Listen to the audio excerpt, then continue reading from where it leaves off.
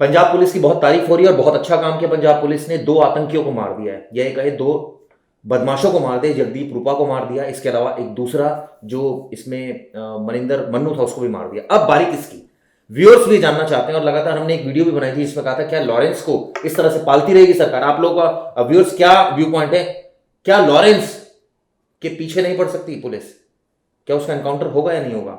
हालांकि संविधान के दायरे की अगर बात करें तो ये ऐसा संभव नहीं है, लेकिन जिस तरह से उसने आतंक मचा रखा है, जिस तरह से पंजाब ना कहें कि सबको परेशान कर रखा है, तो ऐसे आदमी का क्या होना चाहिए इधर भाई। जी देखिए, जो काम अब पुलिस और एजेंसीज कर रही हैं ये काम बहुत पहले हो जाना चाहिए था। ये गैंग एक दिन में खड़ा नहीं हुआ है। इस गैंग को खड़े होने में करीब करीब 15-16 साल लगे। इनके जब ये स्टूडेंट हुआ करते थे पंजाब यूनिवर्सिटी में, ये सारे लोग देवेंद्र बम्बिहा, लक्की पटियाल, विक्की मिद्दू खेड़ा, लॉरेंस बिश्नोई, गोल्डी बराड़, तब से इनकी राइवलरी शुरू हुई थी। तब से इनके गैंग्स बने, तब से ये फायरिंग कर रहे हैं, तब से एक दूसरे को लोगों को धमका रहे हैं, मार रहे हैं, जेल में जा रहे हैं, जेल से बाहर आ रहे हैं, गैंग को बड़ा कर रहे हैं। 700 शूटर, 350 शूटर इनके पास, अलग अलग दोनों गैंग्स के पास। तो ये तो कार्रवाई जो अब कर रही है पंजाब पुलिस, ये कार्रवाई पंजाब पुलिस हो या दिल्ली पुलिस हो, इनको काफ़ी पहले कर देनी चाहिए थी। अगर पहले कर देते तो ये जो गैंगस्टर जो भाग गए यहाँ से, बैंकॉक, दुबई, थाईलैंड और कनाडा, अलग अलग जगहों पे बैठे हुए हैं, तो वहाँ पे बैठे नहीं होते। सख्त कार्रवाई तब की गई जब उन्होंने आतंक फैला दिया। आपने सही बोला कि जो मार दिए गए, जो आतंक उसी को बोलेंगे ना, जो आतंक फैला रहा था। इन्होंने कैसे फायरिंग की, इन्होंने कितने स्वचालित हथियारों का इस्तेमाल किया, आप सोच सकते हैं। 40-50 राउंड फायरिंग घेर घेर के। तो ये एनकाउंटर होना, इनको बिल्कुल घेरा जाना चाहिए, जहां हो जब हो इनको घेरा जाना चाहिए, इनको जीरोड इन करना चाहिए पुलिस को, जैसे उन्होंने अब किया है। तो जहाँ तक लॉरेंस बिश्नोई का सवाल है, वो कस्टडी में है, पुलिस कस्टडी में है, फिर जुडिशियल कस्टडी में चला जाएगा, जाहिर है कि वो।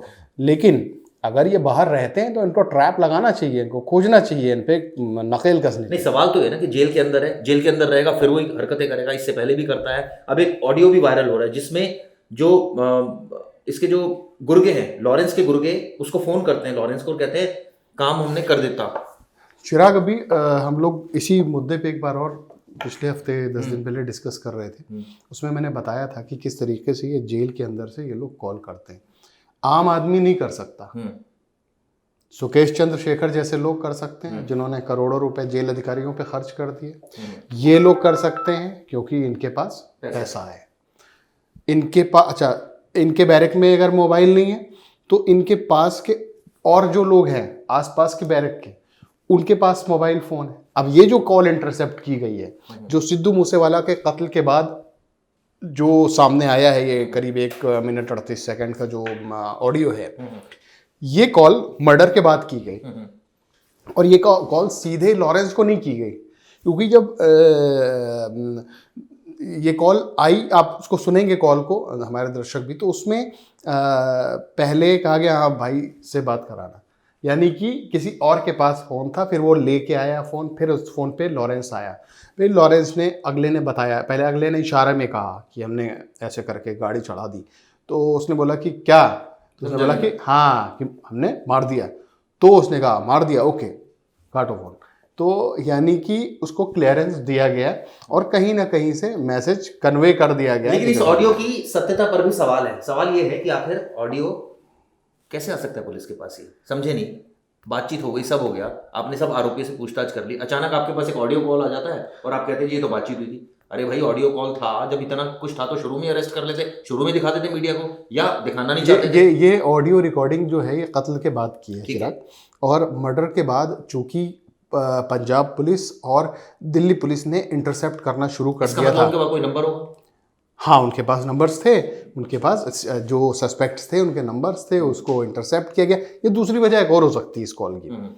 जो लोग गिरफ्तार किए गए, कई शूटर अरेस्ट हुए हैं, उनकी गिरफ्तारी के बाद रिकवरी में ये ऑडियो सामने आया हो, पुलिस की इन्वेस्टिगेशन में सामने आया हो, ऐसा लगता है। तो दोनों ही वजह हो सकती है, लेकिन बड़ा जो सवाल यही है कि भाई पूरी की पूरी जो प्लॉट किया गया वो जेल में बैठ के, और ये एक नहीं करते, इन्होंने कई घटनाएं की हैं और जेल से ऑपरेट करते हैं बाकायदा। लेकिन पंजाब पुलिस की तारीफ करनी चाहिए जिन्होंने बहुत ही जबरदस्त एनकाउंटर किया, और ऑब्वियसली इसकी बहुत तारीफ हो रही है। जगदीप रूपा, जो जगरूप रूपा है सॉरी, उसको एनकाउंटर में ढेर किया, साथ साथ एक और जो मनु था उसको ढेर किया। ये दोनों भी वो शार्प शूटर थे, हैदर भाई मनप्रीत और जगरूप। ये अच्छा है, ये एक मैसेज कन्वे हुआ कम से कम सोसाइटी में। ठीक है, ये आपने बोला कि अटारी में छुपे हुए थे, ये तो हम सबको पता होता है, हम एज ए क्राइम रिपोर्टर आपको मुझे पता होता है कि चिराग खासकर उन लोगों गैंगस्टर के लिए एक बहुत बड़ा सबक है। मैं बता रहा हूँ इसका बहुत बड़ा असर होगा। मैं पंजाब के गैंगस्टर, उनकी मोडस ऑपरेंडी को बहुत पास से देखा है। वहां पे गैंगस्टर इस बात से पुलिस से डरते नहीं है, उनके माइंड सेट है ये पुलिस से नहीं डरना है जी, क्योंकि अपना ले दे के काम हो जाएगा। इस बार जो मैसेज दिया पुलिस ने, तो इसका इस बार जो मतलब पुलिस ने, आम आदमी पार्टी सरकार अच्छा काम कर रही है। अब सरकार, जाहिर सी बात है कि अगर एनकाउंटर हुआ है, बड़ा ऑपरेशन किया है पुलिस ने, तो वो श्रेय सरकार को ही जाता है, वो श्रेय भगवंत मान सरकार को ही जाएगा, ऑटोमेटिकली बाय डिफॉल्ट जाएगा। लेकिन कुल मिला के पुलिस ने अच्छा काम किया। पंजाब पुलिस ने एक जीरोड इन किया ऐसे लोगों को, और इसने बताया कि जिन्होंने, जो गर्व से कह रहे थे कि हमने सिद्धू मूसेवाला को पहली गोली मारी। पंजाब पुलिस से मेरी एक अपील ये है कि बहुत अच्छा काम किया आपने, आगे भी ऐसे ही काम करते रहिए।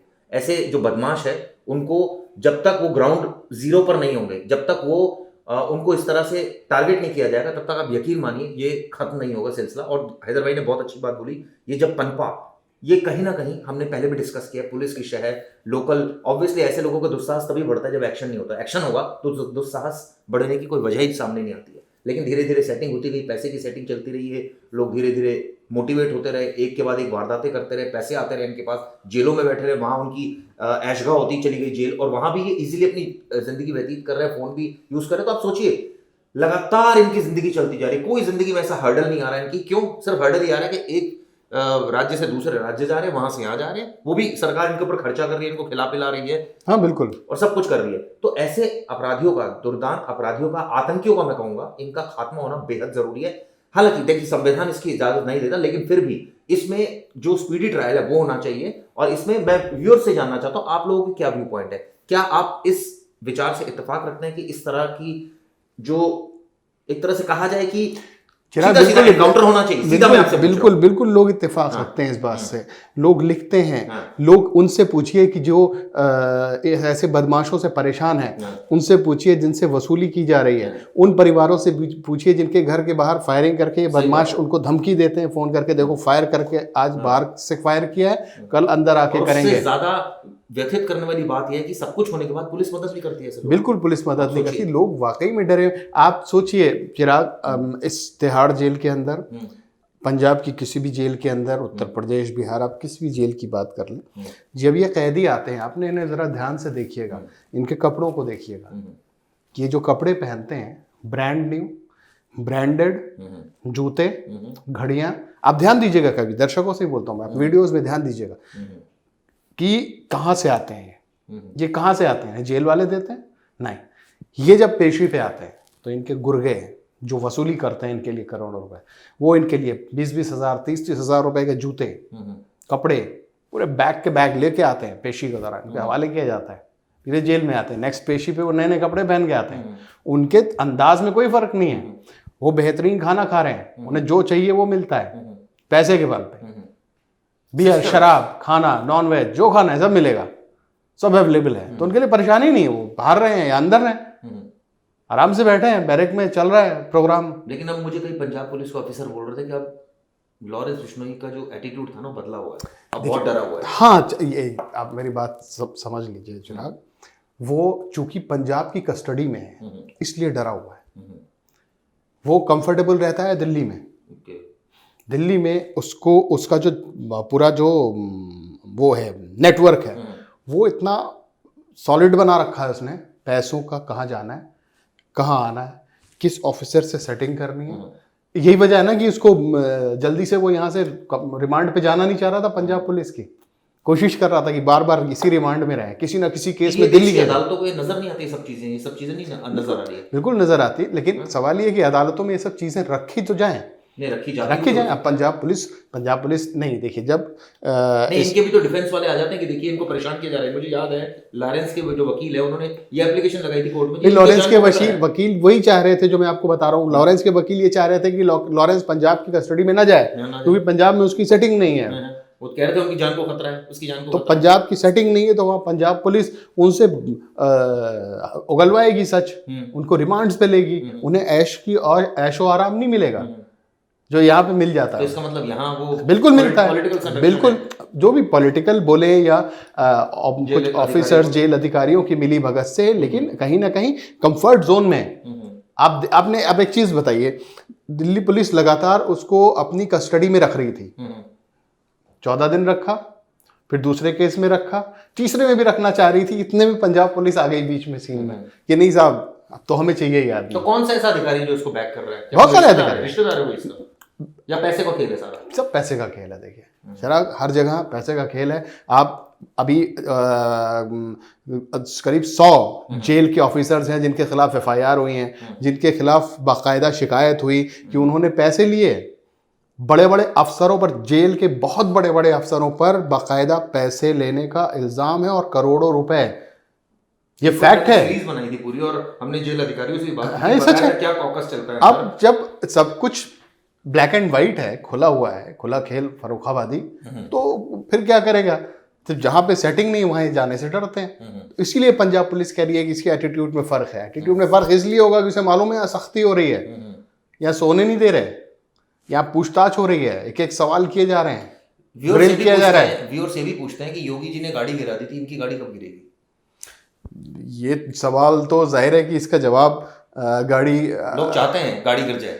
वो गाड़ी तो एक्सीडेंट हो गया था, हाँ वही मतलब, वो एक्सीडेंट था एक, और उस एक्सीडेंट के दौरान ऐसा हुआ, वो भागने की कोशिश कर रहा था। जाहिर सी बात है, हादसे देखिए कहीं भी हो सकते हैं, कभी भी हो सकते हैं, किसी के साथ भी हो सकता है। वो छोटा क्रिमिनल हो, बड़ा क्रिमिनल हो, लेकिन ये है कि इनके ऊपर नकेल कसना बहुत जरूरी है। जो जिस तरीके से हरकत है, आप सोचिए वो नकेल क्या है हैदर भाई? नकेल मतलब फांसी की सजा मिलनी चाहिए, बिल्कुल होनी चाहिए। अरे बिल्कुल जल्दी से इनके ट्रायल, स्पीडी ट्रायल हो, इनके चार्जेस फ्रेम हो, इनको सजा सुनाई जाए। और क्योंकि ये तो कलंक है। लेकिन मुझे एक चीज जो लॉयर्स बता रहे थे, वो कहते हैं जब तक सारे केसेस में सजा नहीं होती तब तक ये एग्जीक्यूट नहीं कर सकती। अब मान लीजिए एक केस में फांसी हो जाए तो बाकी में तो भी ट्रायल चल रहा है। हमारे देखिए, अपने हमारे भारत के कानून में, संविधान में, अगर कोई क्राइम करने के लिए सजा का प्रावधान है तो उससे बचने के लिए भी प्रावधान बनाए गए, उसके बचने के लिए भी धाराएं हैं कि आप इसमें जाइए, ऐसे करिए, इसमें उसी का फायदा उठाते हैं लोग, जिरा करते हैं। अब मैं आपको याद दिला दूं, चिराग आपने भी कवर किया था वो केस, जो निठारी का सीरियल किलिंग का केस था, उसमें 1 में सजा हुई, 2 में हुई, 3 में हुई, अभी तक होती जा रही, चल रही है वो सिलसिला। अच्छा 1 में हुई, वो अपील में चले गए, फिर दया याचिका दायर कर दी दूसरे में, तो वो सिलसिला चलते चलते चलते वो फिर देखिए वहीं पे आ गए हम, चिराग, जहाँ पे हमने उस दिन विजय माल्या और नीरव मोदी का एपिसोड किया था कि जिंदगी तो गुजार दी, अब क्या उम्र कैद और क्या फांसी की सजा। सही बात है। जब सब कुछ खत्म हो गया, अब विजय माल्या को ले आओ, तो उम्र कैद है, तो उम्र तो खत्म हो गई उसकी जो ऑफ कोर्स।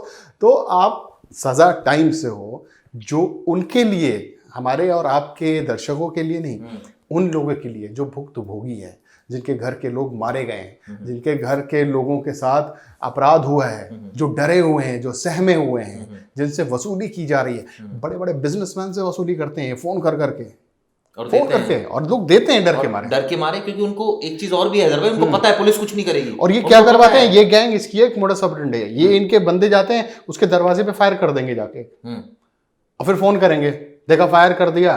अभी मैं आपको रिसेंट और बता दूं, उनके फादर को भी धमकी आ गई, सिद्धू मूसेवाला के, उनके फादर को भी धमकी आई है, वो सोशल मीडिया पे किसी ने कहा अब तेरा नंबर है।